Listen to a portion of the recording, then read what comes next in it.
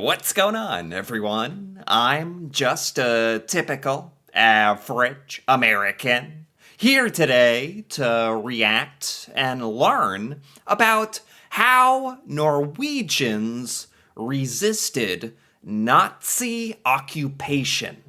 So, as an American, I have to be honest and say we really did not learn about Norwegian history in our American history classes when we were growing up. We really didn't talk about that. So, this is a huge part of World War II that I was just never taught about. And I didn't know that there were Nazis in Norway, that you had this resistance or any of this. So today, I'm very interested in finally learning about this part of Norwegian history. So let's take a look. On the night of February the 28th, 1943, a nine-man team of British-trained Norwegian resistance fighters carried out a daring act of sabotage that echoed around the world. What? Their target was the heavy water plant situated at Vemork in the Telemark region, 150 miles from Oslo. Really? Towering above the plant was the infamous Hardangervidda, a frozen plateau renowned for its inhospitable terrain and ferocious winter weather. This is a small group of Norwegian resistance fighters, highly trained. They are breaking into a facility in Telemark, a facility in Norway. Was this facility built by Nazi Germany forces? Or is that what we're saying here? And what's so important about this? Situated at Vemork in the Telemark region, 150 miles from Oslo. Yeah. Towering above the plant was the infamous Hardangervidda, a frozen plateau renowned for its inhospitable terrain and ferocious winter weather. Yeah. Standing on a cliff, accessible only by a bridge across a deep gorge, Vemork was thought by the Germans to be impregnable. Well, if this is in Norway, there's no way that Germans trying to build a secluded building that's impenetrable. If they're doing that in Norway, Norwegians are always going to have the upper hand. More experience, traveling and surviving in Norwegian climate, Norwegian geography. This is such a foolish thing for the Germans to have even thought it was safe from Norwegians in Norway, where Norwegians are at their most dangerous, at your most informed, your home soil, right? The raid that night was to prove them disastrously wrong and dealt a fatal blow to Hitler's long-term war aims. Really? I never heard about that. Never. I hope they go into more detail. It sounds really, really interesting. Kind of like an awesome resistance story I never even knew about. Small group of rebels broke into this impenetrable German fortress in Telemark and really set Hitler back in the war.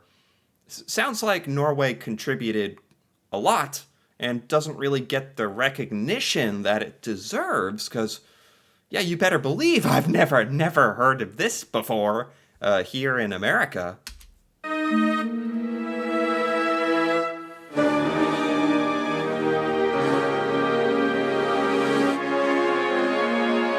Oh my God.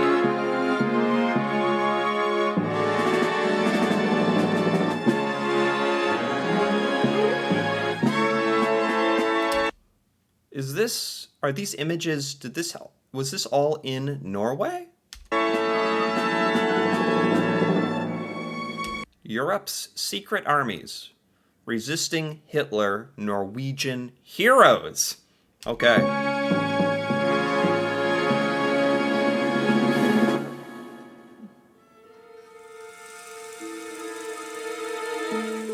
In 1943, Germany and America were locked in a deadly race to be the first to create the atomic bomb. Right.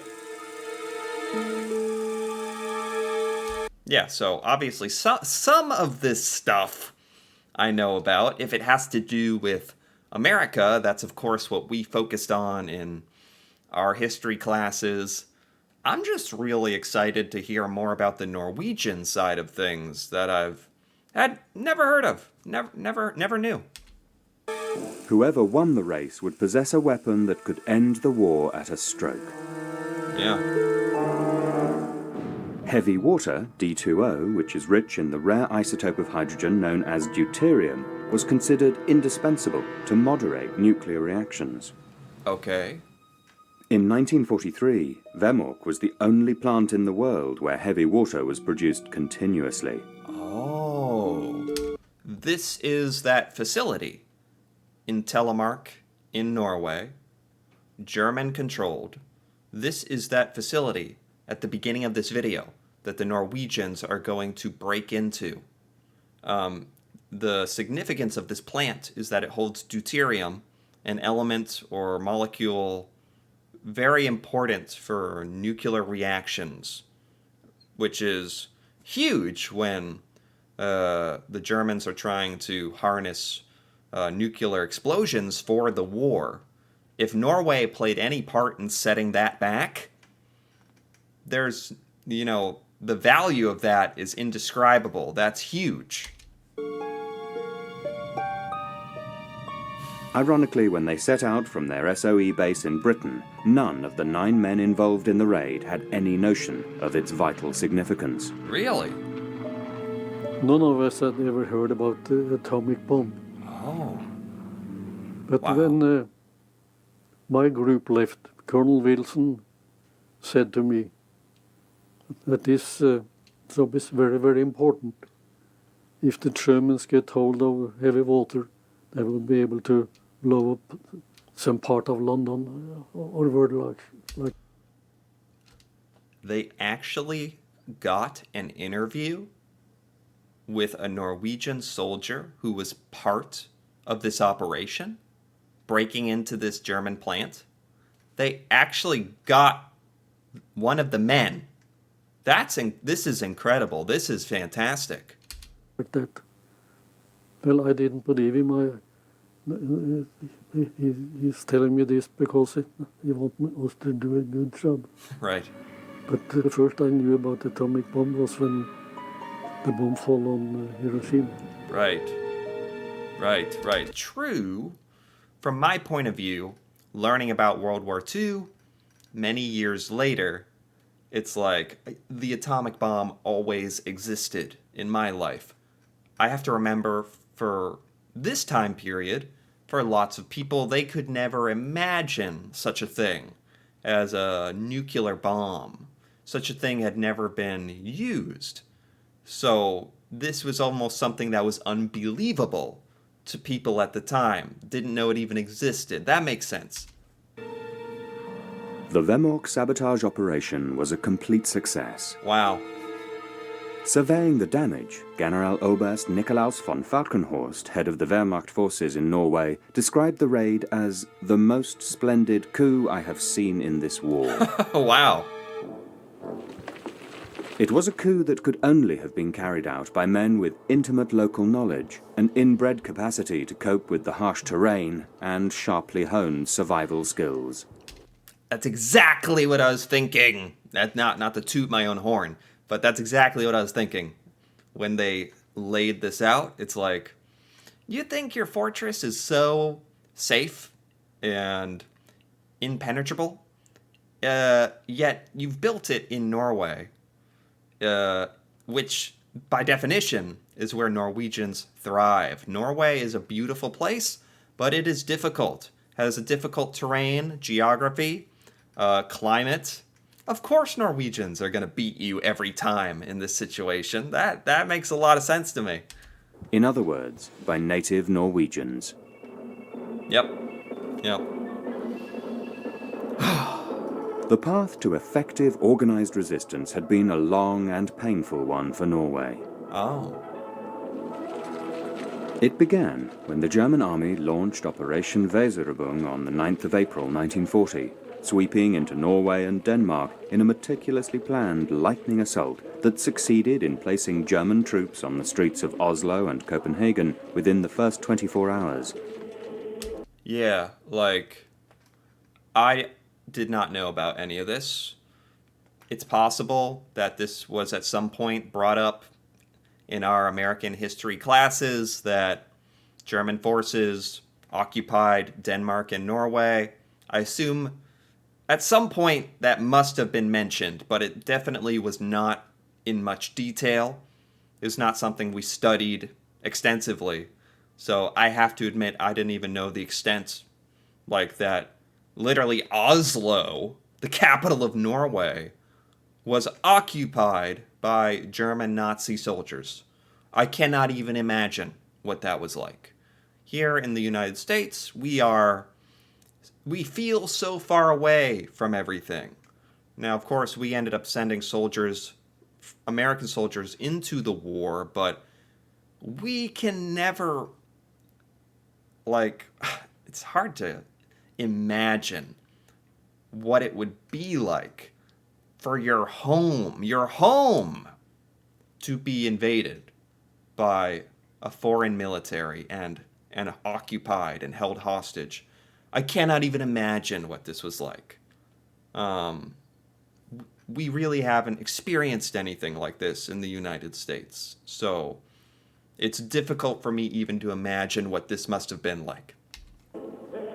Citizens in both capitals were stunned by the speed of the occupation and appalled by the violation of their neutrality. Right, so Norway, Denmark were neutral, and Germany just invaded, which, like, is, there's no rules in war, I guess, but invading a neutral country, like, that's as much of a war crime as you can kind of get, right? Like, you just don't do that in a civilized war, but not that war. War is not civilized, so, yeah. The swastika was run up the flagpole of the Akershus fort, the headquarters of the Norwegian military. Wow. Even as German troops were seizing control of airfields and the country's main coastal towns: Stavanger, Bergen, Trondheim, Kristiansand, and Narvik. Wow. That far north, wow. But the shock of events did not prevent the Norwegians from achieving one vital victory on the day of invasion, when they sank the German heavy cruiser Blücher in Oslo Fjord with coastal gunfire. Yes. Good. This allowed King Haakon VII to make good his escape from the capital, along with the government and other members of the Storting, the Norwegian parliament. Really? So a bit, the prime minister or the king and some of the government escaped. They were given enough opportunity to escape by Norwegian resistance, sinking the ship, that they actually got out of there, which is pretty big. When the Germans demanded Norway's capitulation, Haakon refused point blank. Yeah. In Oslo, Vidkun Quisling, leader of the Norwegian Nazi Party, announced that he had temporarily taken over the reins of power and declared resistance to German troops a crime. Quisling, I've heard that name before in other videos. He's a Norwegian traitor, Quisling. So there was a Nazi party in Norway at the time. He was the leader of that. And I know he betrayed Norway. I can see how. He immediately sided with the German Nazis and said resisting this invasion was a crime. So that's Quisling. Right, okay. Of power and declared resistance to German troops a crime. It was a time of choice for the Norwegian people. Gunnar Sernsteby, a resistance fighter and Norway's most decorated military hero, sums up the feelings of the population at that time. Oh. To begin with, it was all a shock to everybody. So in the first period, it was very difficult what to do, but we understood that we had now got the Nazi tyranny, which was... I just got to pause it for a second. Again, incredible that they actually were able to interview so many people alive during this time period. This is a Norwegian military hero, Gunnar Sundsteby, resistance fighter for Norway. Awesome. Oh my God.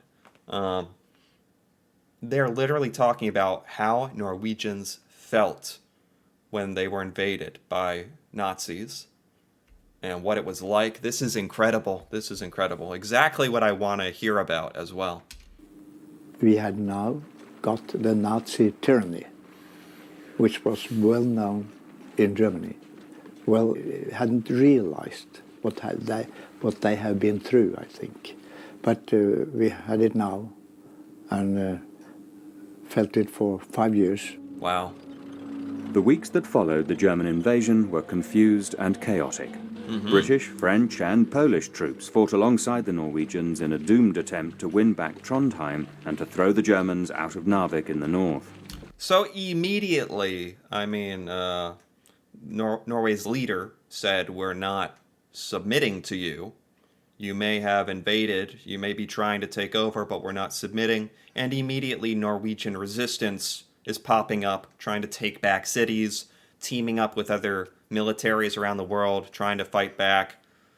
Absolutely incredible. Totally, like, I'm so glad that I'm actually taking a moment to learn about a lot of this for the first time, because this is an incredible part of World War II that needs to be known. It was from here that iron ore, freighted by rail from the Swedish mines at Gällivare, was exported to Germany. Ah, okay. They're stealing iron from Norway. In the final week of May, Allied forces succeeded in recapturing the port. Oh. But with France crumbling under the onslaught of von Rundstedt's panzers, the British troops in Norway could no longer be supported. They were desperately needed elsewhere. Okay. On the 31st of May, the order was given to evacuate Narvik. Wow. By June the 7th, most of the Allied troops had embarked, leaving Norway to its fate at the hands of the Germans. Wow. Wow. So it is not going well at this point, to say the least. This is a very long documentary. Fascinating, wonderful documentary about a topic that I so desperately needed to learn about. But I think I'm going to stop here for now. Bit of a cliffhanger.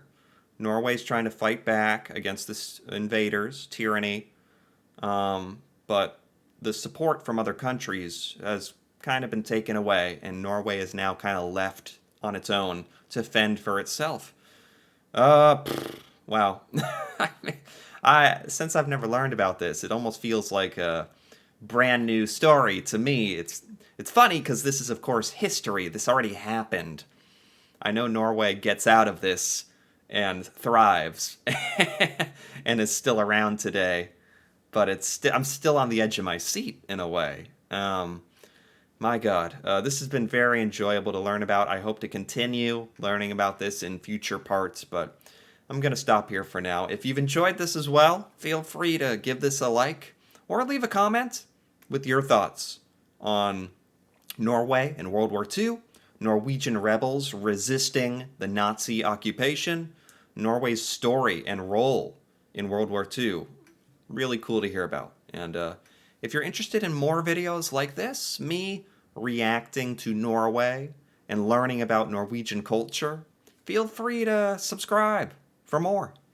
And until then, thanks for watching, and see you next time.